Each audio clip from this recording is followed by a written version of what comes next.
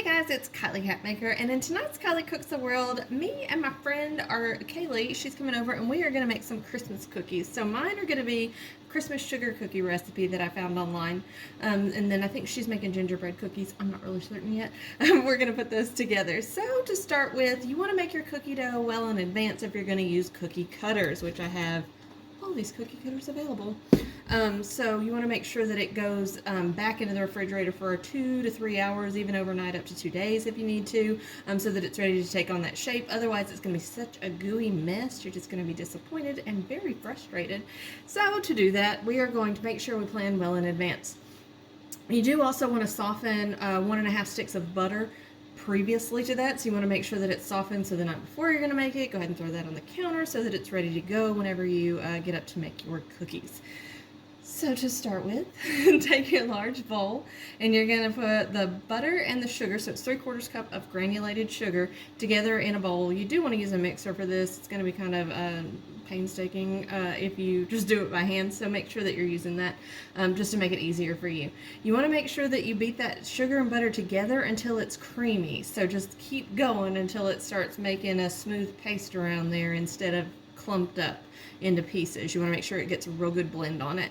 Then you're going to add a little bit of liquid seasoning stuff to it, so you want an egg. So add 1 egg to the mix, 2 teaspoons of pure vanilla, and 1/2 teaspoon of almond extract to the mix. Go ahead and blend that again, so make sure the liquids are all blended together.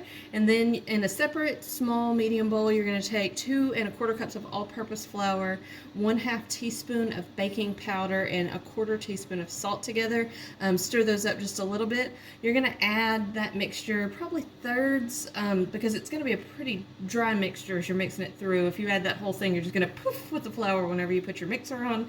So make sure that you are adding it in little sections, getting it good and mixed up, and then add your next section to it. When you're done with that, you're going to take it out and put it on either parchment paper is what I use. You can use a little bit of flour with it if you need to, if it's a little bit sticky. But you want to take it into 2 separate even-sized balls.